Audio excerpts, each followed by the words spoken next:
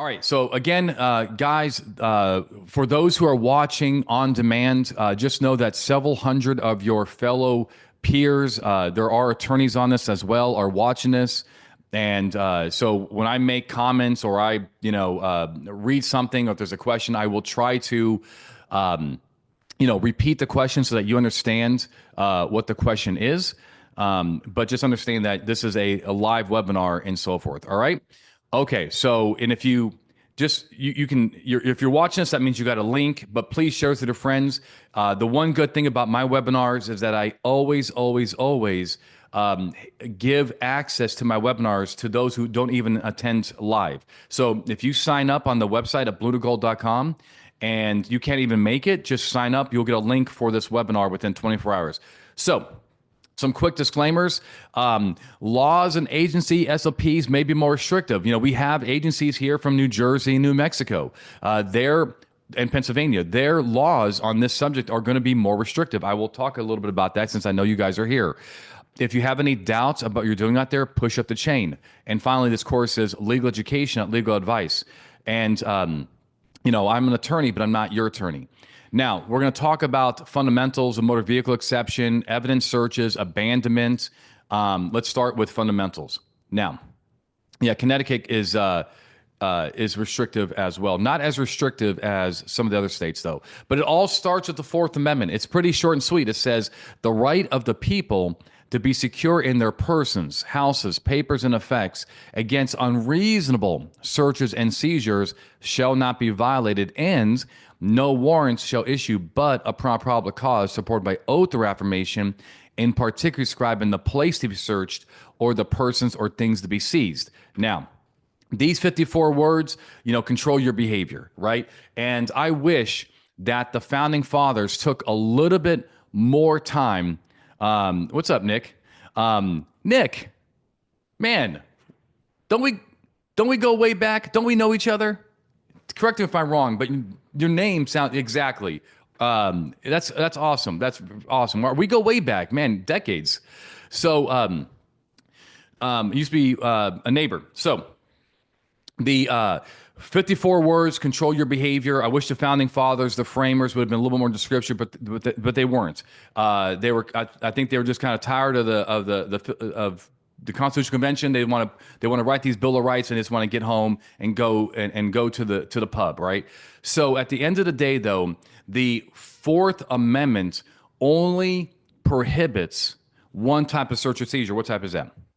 It only prohibits one type of search or seizure. What type is that? The unreasonable one. So, Amanda, if you're being reasonable, which is hard for you, right? But if you are being reasonable, you're being 100% lawful, right? And so I can make, Amanda's my friend, by the way, so I can make jokes like that. So if you're being reasonable, if you're being reasonable, you're being lawful. But what does it mean to be reasonable? Well, it's an acronym called CREW. Okay, so what we teach here at Blue to Gold is that if you have consent to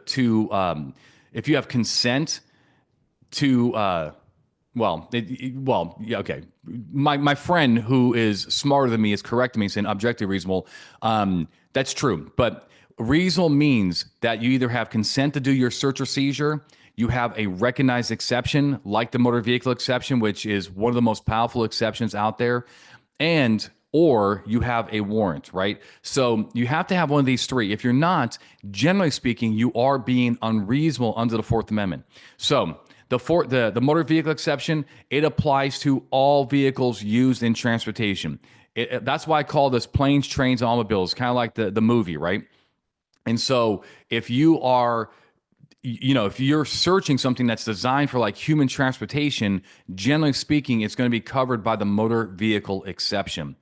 Now, these are the four things. Well, that's crazy. That's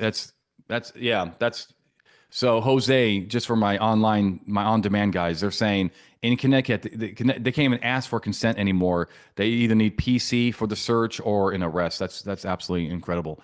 So we teach these four things. Number one is you need probable cause, right? Probable cause is a fair probability that there's evidence in that vehicle. Number two, the vehicle cannot be on curtilage. If you have a curtilage issue, you're going to need some kind of exigency or consent or a warrant. The vehicle has to be apparently mobile. This is the one that, quite frankly, courts talk about, but they're the most lenient on. They don't like the vehicle does not have to be, it's going to drive away, right? In most states, the vast majority of states, exigency is not required unless you're in Pennsylvania, New Mexico, Washington. And finally, don't exceed scope, right? You search the vehicle as if you had a warrant. So I want you to write those four things down. If you have these four things down, you have the motor vehicle exception in under the Fourth Amendment. Okay. So searches with less than PC. So now, why do we allow these searches, right?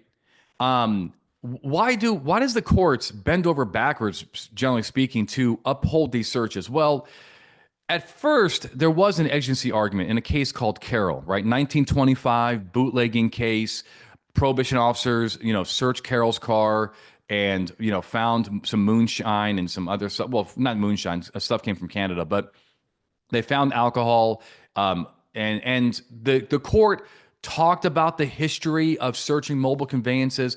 But really, when you read Carroll, a lot of people agree that the Supreme Court was really basing on fundamentally as an exigency because the vehicle, in the 1920s, if you did not search the vehicle, it's a good likelihood that by the time you came back with that warrant, that vehicle is going to be gone, right? It is, there are no telephones back then. I don't think there's no on-call records that are easy, tow trucks to get a hold of.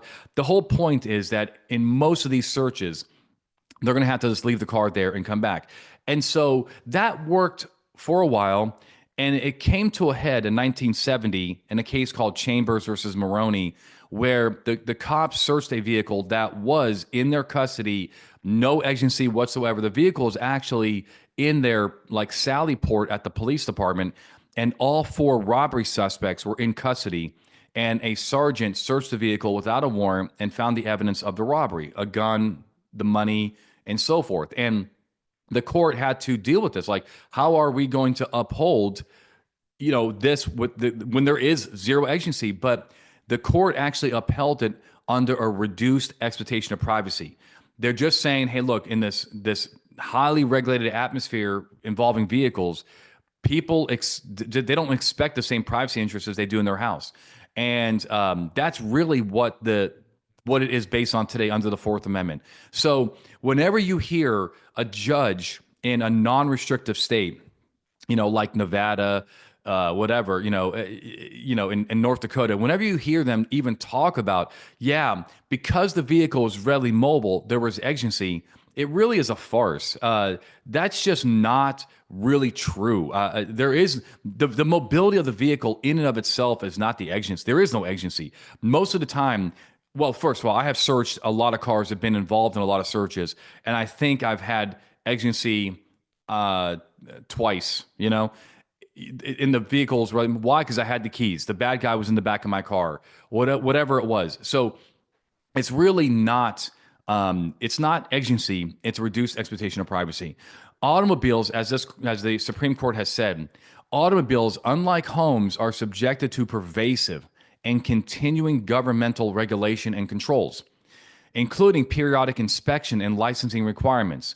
As an everyday occurrence, police stop and examine vehicles when license plates or inspection stickers have expired, or if other violations such as exhaust fumes or excessive noise are noted, or if headlights or other safety equipment are not in proper working order. So they're not like homes, they're not like your purse, and so forth. Now, I talked to you about Carroll. This is the main case that talks about this. Again, it said that basically with probable cause and these other, not on curtilage, and you search it as if you had a warrant, those cases come up later.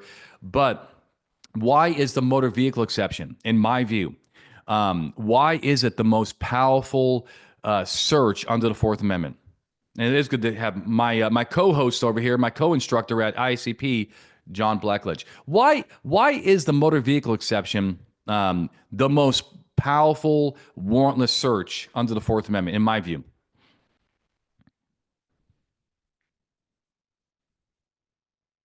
Why, guys? Amanda knows the answer. What's the answer, Amanda? Why is the motor vehicle search the most powerful? Okay, yeah, Joshua, my man Josh got it. Okay. So Josh got it. It's because it's really the only search that I'm aware of that you do as if you had a warrant. Now, the border search is a really a close second. I still think the motor vehicle exception is a little cleaner. The border search it's very powerful, but it's gets a little more nuanced. But Josh is correct. You search it as if you had a warrant. Okay, so this is the case. It's Ross, right, that tells us this. The scope of a warrantless search based on probable cause is no narrower and no broader than the scope of a search authorized by a warrant supported by probable cause. Only the prior approval of the magistrate is waived. The search otherwise is as the magistrate could authorize, right? All right. So, Jose, do me a favor. Change your chat settings to everyone because only I can see it. But I'm going to answer your question. So, Jose says, "Can you talk about lock containers?" Thank you, my friend. I'll talk to you about right now. So, you search the vehicle as if you had a warrant. So, whenever you have a locked container question, you are making the judgment call. You are taking a risk, and there was also a quote, in Ross that did kind of warn officers that if you're going to make this judgment call without the judge, you're not going to get that pre-approval. You may be asking for forgiveness when you make a mistake because you are making that judgment call. And there are plenty of cases out there where the officer thought he had probable cause, or he thought he had probable cause for the trunk. And the judge says, or the court said, you didn't have probable cause for the trunk because there was no evidence that, there was no likelihood that the evidence you're looking for would be in the trunk. We have those cases out of California, right? One involving a gun and one involving burnt marijuana. So you are making a judgment call and you could be wrong. However, you still search it in the way you think the judge would authorize. Let's actually go to Carol real quick. Carol, when they searched that car, they physically took a knife, and they ripped open his back seat. Not a locked container per se, but did they damage Carol's car? Yes, they did, right? And the Supreme Court still upheld it, right? They still upheld it. So we have cases where the evidence is in a locked glove box and the cop can't find the key. Then they, broke it open. The court upheld it. So the question is, do you think the judge would authorize you, if you got a warrant, to break open that lock box or container? If the answer is yes, you can do it without their permission or pre-approval, but you are taking a risk. Does that answer the question? So the motor vehicle exception, we're going to talk a little more about that in some context. I have some videos and so forth, but let's let's talk about license searches. So would probation to search and test? So look, are you California? Are you Maine? I don't know Maine case law. I only know California. California, Nevada, and so forth. Look, I can only tell you based on this is not going to help you. You're going to have to look to see if Maine would authorize this. But generally speaking, the cases that I read is yes. The fact that they lock the container, if that container is under their common authority, if they have access to that container, in other words, if the container was unlocked, you could search it under the probation or parole. Then the fact that they lock it does not actually defeat the search. Does that make sense? I know that in California, in California, they would not. It would not be dispositive about whether or not it was locked. However, do check your local laws on there. Okay, so is another also mentioning that a person is known for having dope on them, but with no other probable cause enough to reason for a legal search of the vehicle, a canine sniff without consent. Well, the fellow officer is a collective knowledge, right? The fellow officer rule or collective knowledge. So if that officer would be able to do that reasonable suspicion stop at least themselves and conduct that sniff, then you're going to be okay. But they have to testify to what they know. So the answer to your question is, under collective knowledge, is does the reporting officer have enough to make that stop? If they do, you do, but it needs to be in the report. So drivers lawfully stopped may be compelled to physically provide their driver's license. Here is an exemplary law. It talks about every licensee or permittee shall have his driver's license on them, in his immediate possession at all times, driving a motor vehicle. And if they've been lawfully stopped, right, obviously they'd be lawfully stopped or lawfully contacted, then a police officer may demand it. And if the person doesn't provide it, then of course they're committing a violation, an infraction, and so forth under your state law. Now, one of the questions I get though is what if they refuse to provide it or say they don't have one? Generally speaking, can you search the vehicle for the license if they don't provide it? Generally, as a general rule, yes or no. They say, "Look, I don't have it on me. I don't have it on me. Can you search the car?" Right? Okay. The answer is no. Right? Good. The answer is generally speaking no. There is no driver's license search exception. Just use regular enforcement options. Right? So a good case on this is this Lopez case. So considering the issue in light of more recent decisions from both the United States Supreme Court and our sister states, we now conclude that the desire to obtain a driver's identification following a traffic stop does not constitute an independent categorical exception to the Fourth Amendment warrant requirement. So this was okay. So there, to my knowledge, only 2 states had a driver's license exception: California and New Jersey, okay? And both of them have gotten rid of it, okay? So now there is no, they recognize that you're just making it up, right? There is no driver's license exception. If you cannot satisfactorily identify them, then your law is going to have a relief valve for that. Arrest them. If you can identify them because you pull them up on their MDT, you pull up their driver's license, you picked a picture, cite them for not having it. But there was a case involving a person, a driver that the cop had probable cause that was lying to the police officer about their ID, and they had personal effects in the vehicle, like a purse or something. Can we search for ID in that case? If we have probable cause that they're lying about their ID and they have personal effects in the vehicle, can we search for their ID? The answer, of course, is yes. That is a motor vehicle exception search. Kyle says, if a passenger is wearing a backpack or small fanny pack and there is PC to search the car, can you search the pack? The answer is no. Okay. So the problem here is that the motor vehicle exception does not apply to people. And the next issue is if a person has something attached to them, it's part of their person, okay? So the motor vehicle exception, as one court said, allows the search of containers that are sitting on their own, okay? Sitting on their own, meaning it's on the floorboard. It does not mean that that does not mean that they have their hand on it. That does not count, okay? We are talking about things that are actually connected to them. Usually it's going to be a sling bag, right? That is not under the motor vehicle exception, or it's going to be a fanny pack. And that might be probable cause in itself in many states that they're wearing a fanny pack. So the answer to your question is no.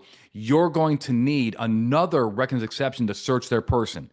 You may have it, by the way. You may have a search incident to arrest. You may have some kind of exigency and so forth. It can be searched if you have exigency, a search incident to arrest, or their consent. At that point, make them place on the ground and have them do a canine sniff. There's some that may be authorized. I can see that.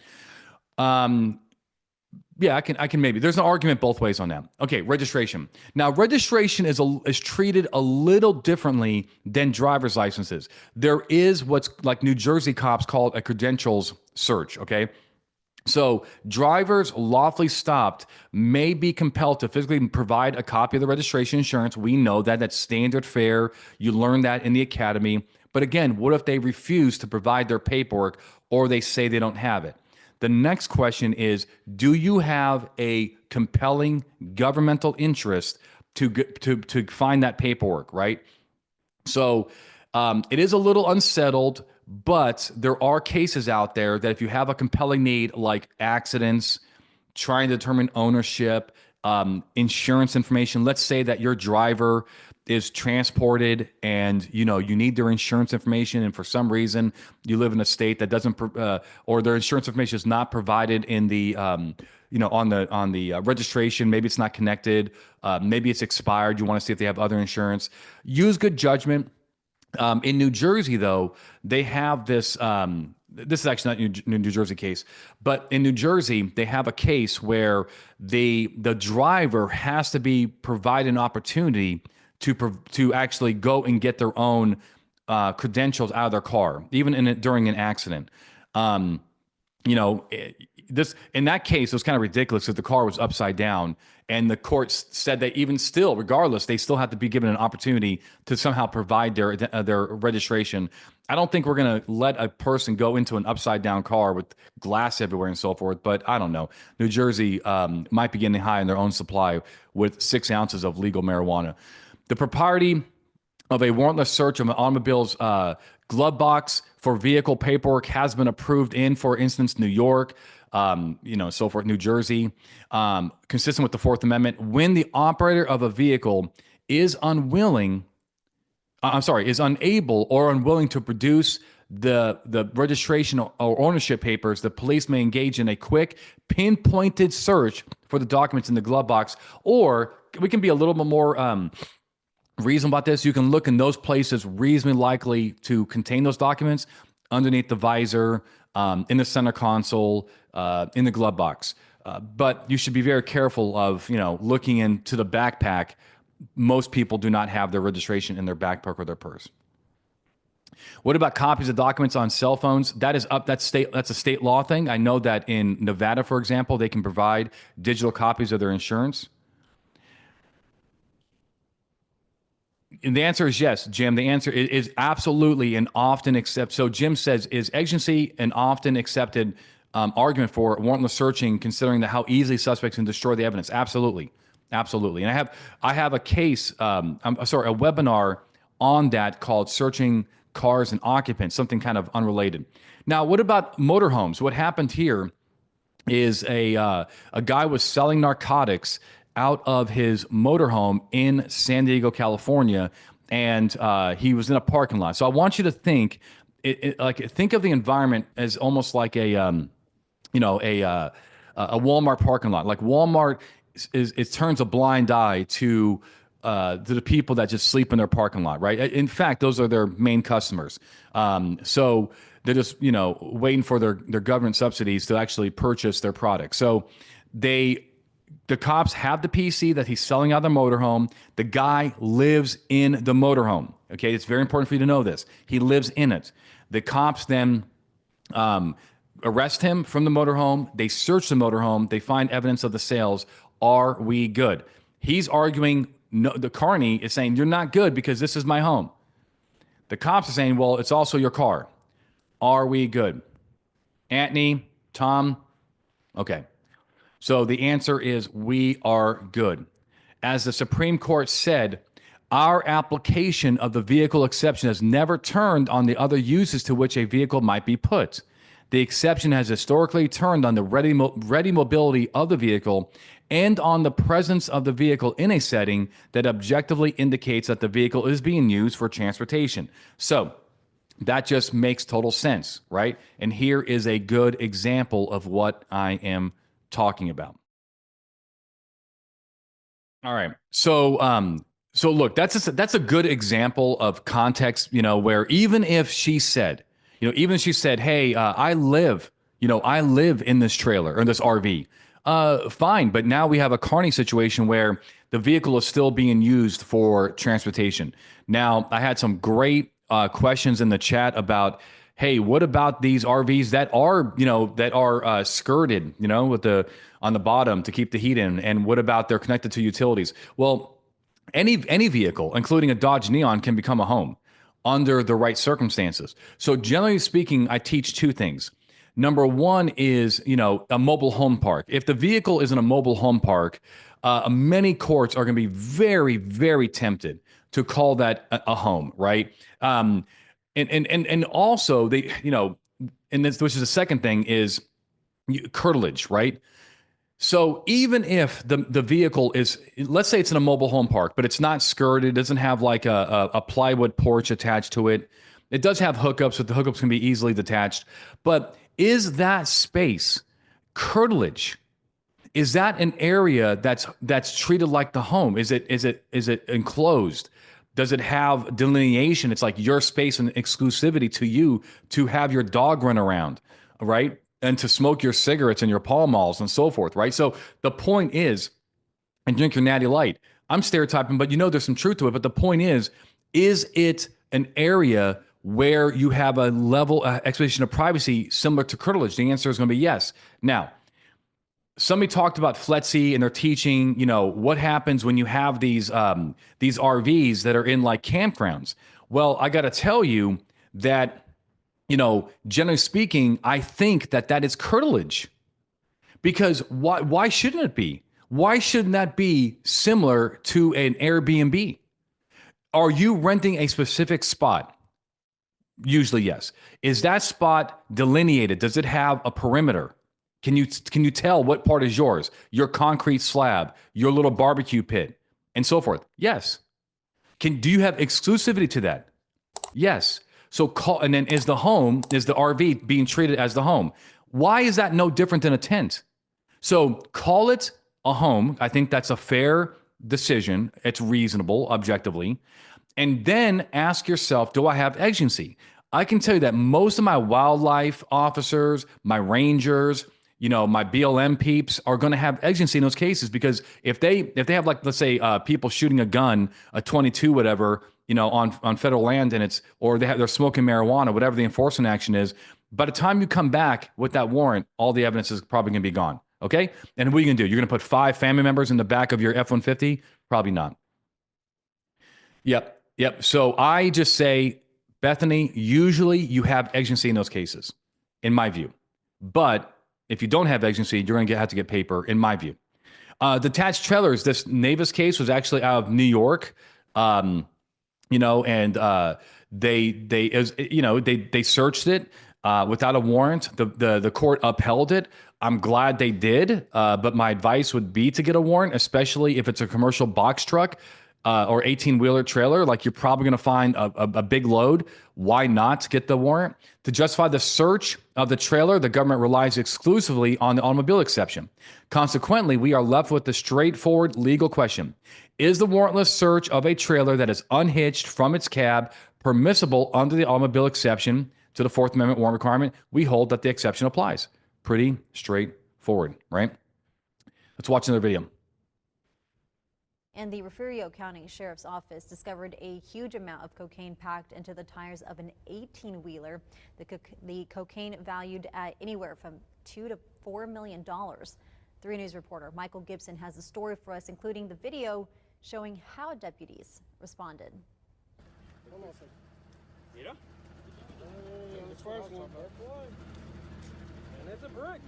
Take a look at this. Refugio County Sheriff's drug agents are removing 102 pounds of cocaine hidden inside the tires of an 18-wheeler. How many is that? 4. Speaking with some other interdiction officers throughout the country today, this concealment was a very sophisticated concealment. It had defeated other law enforcement detection. Sergeant Tyler Roy says this 18-wheeler had left the border on Thursday morning, and by early afternoon, it had ended up having a flat tire along Highway 77 just outside of Refugio. Its driver then called 911.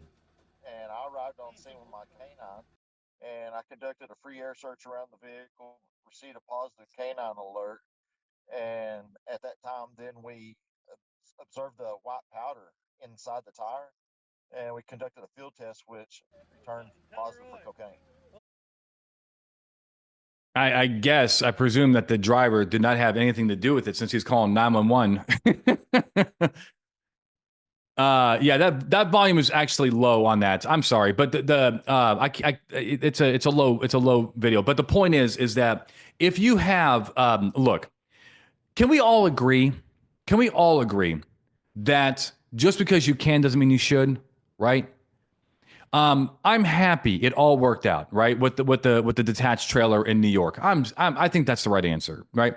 But you cause your detectives, I'm sorry, you cause your prosecutors extra work when you have these big cases that are going to go to the mat. A lot of resources are going to be pumped into them to send the guy to prison for his life, and all you had to do was 2 hours of front end work to kind of help your prosecutor out. So it's the same thing with airplanes. You get probable cause in an airplane from, you know, it's you get a probable cause in an airplane from Mexico, just landed in Albuquerque. It's you know, in New Mexico, they have to have exigency to do under the motor vehicle exception. But let's say the feds, you know, are on this, the DEA, and you know, they don't need exigency. So, but they have the probable cause that the thing is bricks of cocaine in here, right? Why wouldn't they just get a warrant? It just makes it cleaner and easier, and everybody is happier for it with these big cases. But should you get a warrant for you know, for a personal use? I wouldn't. I wouldn't. Should you get a warrant for every single, you know, yeah, the guy that, you know, the cop, the trooper that searched the RV? No, I think he did a great job. It's just these like these big kind of cases that ride the edge a little bit. You should be a little more careful. Okay. Thus, an airplane's function is transportation, and it seldom serves as one's residence or as a repository of personal effects. I don't know about that, but although it does not travel public thoroughfares where both its occupants and its contents are in plain view, it ordinarily lands at airports open to view and so forth. So they're still going with the explanation of privacy argument. I got to tell you, privacy is probably easier to argue that you don't have as much privacy in an airplane. If anything is regulated, it's airplanes. I think it's like, besides nuclear power plants, it's the most regulated activity, right, that I can think of off the top of my head. So boats are clearly, this is very, very easy. You know, to require the procurement of a search warrant for such moving conveyances would be extremely impractical because the conveyance is highly mobile and capable of being removed from the jurisdiction prior to the time of search. There's probably some agency here as well. Furthermore, has long been felt that one's reasonable expectation of privacy in an automobile or boat is less than that of a private dwelling. You can get into the weeds on whether or not a boat that's being lived in is going to be searchable. Generally speaking, the answer is yes, because that is no different than an RV that can just be, you know, started up and taken off from the Walmart parking lot. A boat that is moored at a harbor, even though that's their slip and that's where they pay to be, I see it as no different than an assigned parking spot for your RV. It's still going to be searchable under the motor vehicle exception. Wildlife officers are also permitted to conduct warrantless searches, you know, for fish and game on boats. That is, you know, pretty common when the person is engaged in an activity like that and so forth. So we know that, right? So this is related to this exception is the well-established authority of proper law enforcement officers to stop and board a boat in Florida waters for the purpose of checking the boat's registration and so forth. Now, trains, just we don't really have a lot of train cases. I will tell you that trains can be a little tricky. I like to divide trains into the general area, luggage versus private rooms. If it's a private room, it's more like a hotel. If it's the cattle car area where, you know, you're too cheap to buy the private room, I guess it's fair game. You can search whatever's in there. The private rooms, though, the way that we deal with private rooms is exigency. Normally, if you have probable cause that there's evidence in a private room, just in the train is going to leave, which they usually are, they're on a time schedule, just argue exigency and get on with it. If the train is not going anywhere, then you may want to get a warrant. The luggage is easy. The luggage is very easy, motor vehicle exception. So here's a case where they said the officer searched a passenger's roomette, right? The private room. The district court found exigent circumstances made it practically impossible to get a warrant for a person on board a train which was only going to stop for 25 minutes. That is absolutely the right answer. That's exigency all day long. Let me just kind of pause right here. I hope that the time that we spent together so far, that you guys are enjoying this class. All I ask that you guys do is please, please, please follow us on social media. Teresa will give you the links right there. That's my only ask. That's the only admission price that I charge, is just to keep up with us so that you guys are getting this content throughout your career, because I'm here to save careers, make your job more easier, and also give you confidence. Let's talk about Gant searches. I appreciate that. Gant is awesome. Gant is really, really awesome. And it really, it's a way to search vehicles for evidence with something less than probable cause. Generally speaking, you may search a vehicle if you have reason to believe an offense-related evidence inside the vehicle. Think about that, reason to believe. That's not the same thing as probable cause, okay? That is lower than probable cause, and that has been equated to reasonable suspicion, right? So now, most Gant searches, in my experience, are because of DUI, right? You get a person who is under the influence, and whether it's alcohol and or drugs, and before you take them to jail, the car is not going to be towed. If the car is going to be towed, you're going to have an inventory, which will usually resolve these issues as well. But if the car is not going to be towed, or another person is going to drive it away, do you have at least a reason to believe that their source of inebriation, or drugs and so forth, do you have usually reason to believe that evidence of that inebriation is going to be in that car? Absolutely, you do. Okay, in almost every case. But don't say you can automatically search a DUI suspect's car. That's not the law of the land. You have to articulate at least a reason to believe. So, a lot of cases involve DUI. Let's look at this case as an example. All right, Jonathan, here's what we're looking at, all right? The 000s was kind of what we expected. I think with everything else, that you may have either taken more than you were prescribed of the oxy, or you took it too soon to be driving safely in a vehicle. All right? So at this point, you are under arrest for DUI, all right? I need you to put your hands behind your back for me, please. It's my left vehicle. Is that going to cause you any discomfort? No, you're good. Okay. As one officer reads Schuler his Miranda rights, other officers inspect his car and make a shocking discovery: Xanax and Adderall filled in boxes labeled as anastrozole, a drug prescribed to Schuler, but no pill of anastrozole was found in any of the boxes. Hang tight for me for a couple minutes, and we'll get going. You want the stuff in the center console? It's got pills and stuff in there. Sure.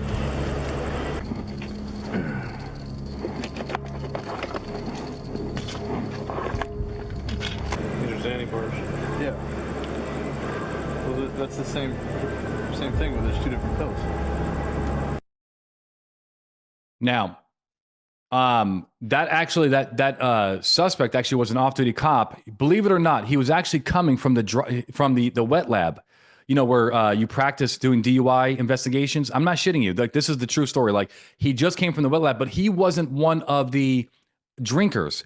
He was one of the sober people, I think, on that part, to kind of run, to compare a sober to a drunk person. But presumably, when he got into his car to go home that night from his overtime assignment, he popped some pills and he got busted for a DUI.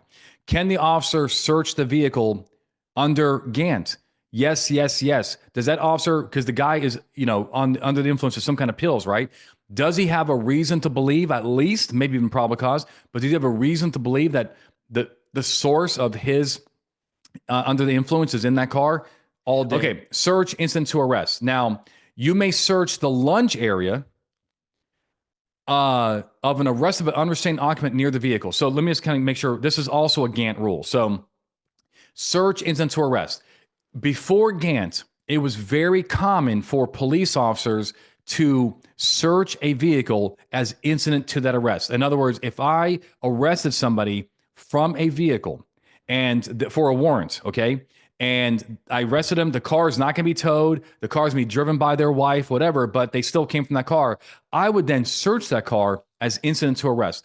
The U.S. Supreme Court said, knock it off. That's not reasonable. That's not why we have search incident to arrest. So Instead, the court said, now you can do a search incident to arrest of the lunge area for safety when the person's is, unrestrained, they are under arrest, and they're still near the vehicle. But how many times is that going to happen? Okay, you're not going to keep a person unrestrained near a vehicle while you have your back turned searching it, and you're also not going to play a game of, well, I'll just keep them unrestrained so that I have my partner next to him so that I have a justification to search the car. No, you can't do that either. In fact, it almost never happens. Almost never, except one time. I've only found one case in since 2009. Maybe there's others out there. I'm sure there are, but I've only found one that came across my desk that actually justified this search under this, under Gant. A passenger was arrested inside the vehicle. He is paralyzed, okay? And he has a wheelchair. So while they're working on, he's arrested for a warrant, okay? So while they're working on getting him out of the vehicle safely, getting his wheelchair, they saw a backpack that was behind him. Now he is paralyzed. He's not a quadriplegic. He can move his arms. Can he access that bag? The answer is yes. Is he under arrest? Check. Is he unrestrained? Check. Is he near the vehicle? Hell, he's in the vehicle. Check. Now we searched the bag. They found They found drugs in the bag. They charged him accordingly. That was a proper search incident to arrest. Is it rare? Very. Let's talk about abandonment. There is no expectation of privacy in abandoned vehicles. There are really three forms of abandonment. This is, I think, my last section here, so we should be doing okay. Okay. The owner gives up on the vehicle. That's your stereotypical, Nissan Altima. That's all, cobwebs on it. The windows are broken out. Defendant flees the vehicle. This is where it gets kind of fun, where they run from you, but then they run from the vehicle. That's considered abandoned. Also, disclaimers of ownership. So let's talk about a case involving the owner gives up on it. There's no privacy interest where police find a derelict vehicle that evinces or shows evidence that signs that the owner has given up on it. Now, just keep in mind, especially for my Nevada officers, there are some laws that say that, and they'll define abandonment as a vehicle that's like, that's unregistered, right? There's a Clark County law for that. But remember, that's a little different than that's a legal issue. That's just saying that the car can be towed, right? But it doesn't mean it's abandoned constitutionally. If they're living in the car, have they really abandoned that vehicle? Of course not, right?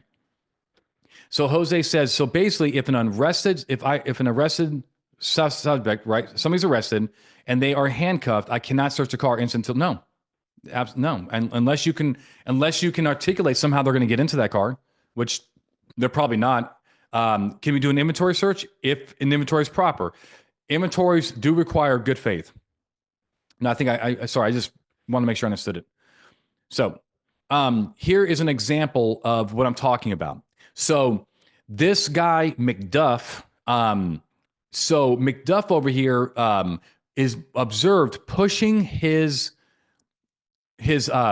station wagon into a motel parking lot. Now, he does not stay at the motel parking lot. He's not a guest.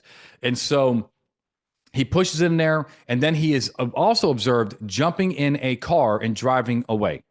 6 days go by. Kind of, Nathan, the answer is yes. So I think in Iowa, Sean is not here, but you have to ask permission to do the search. The inventory. You cannot just do it as a matter of your agency policy. Yeah, you have to ask permission. So the guy pushes the vehicle in there. He leaves for 6 days. He does not stay there. He does not call the police about his vehicle. Don't tow it. I'm coming back for it. He does not call the motel, and then the police see it. Now they then realize that this vehicle is part of a sexual assault case. But they don't have, allegedly, they don't have PC, okay? But they search it. They find evidence of the rape. Are we good? Did he abandon his vehicle? Did he give up on his vehicle? The answer was yes. There was objective reason to believe that he wanted nothing else to do with his vehicle, especially because he called nobody to tell them what should happen to his car, okay? So in the instant case, we conclude that there is sufficient evidence of abandonment and that the appellant intended to abandon the car and his decision to abandon it was not due to police misconduct. Okay. The next type of abandonment is the person flees the vehicle. Okay.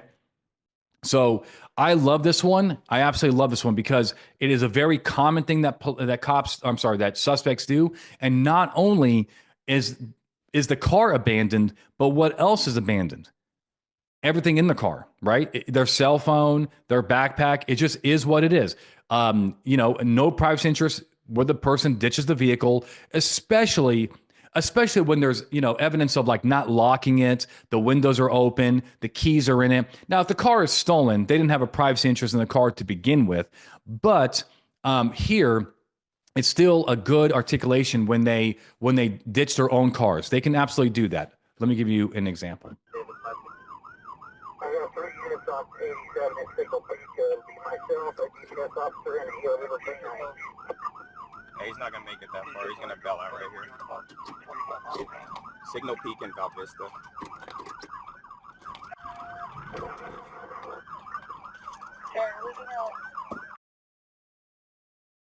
All right. So the point here is this, okay?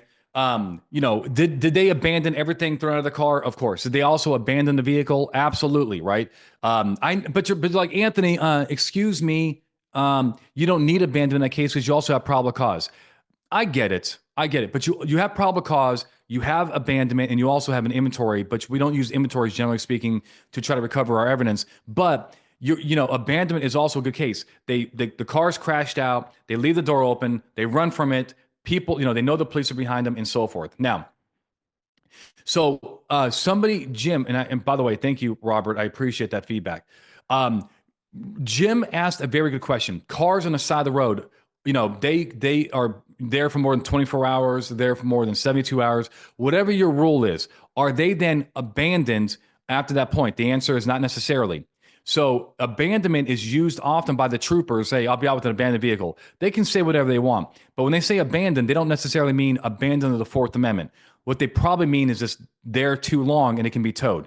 Here's an example I give you, okay? Imagine a guy, and I've seen this before, where in Vegas, there was a and maybe Rick, you saw that. I don't know if you remember that Mercedes-Benz they had the flat tire on the side of the off ramp on Jones. So there was a really, really nice Mercedes-Benz, in the breakdown lane with a flat tire and so forth, and it had these really nice rims, and the vehicle was there for days. Okay, it was there for days. Now, this vehicle was, over $100,000 car. Okay. So, and was that car abandoned after 5 days that it was there? The answer is no, because a reasonable person would, unless the car is stolen, right? But a reasonable person would presume that the problem with that car is that he bought these rims with these thin ass tires on it that are probably special order only. And my thinking of it is that he's trying to get this rim fixed. He probably was drunk, by the way, and left it there that night. But regardless, the car is not abandoned. There's no evidence of giving up on the car. It makes sense why the car was going to be there for several days versus the crap box that's just been with the windows open, keys in the ignition. That car is probably abandoned. Okay. Hopefully. So I'm not saying you can't tow it.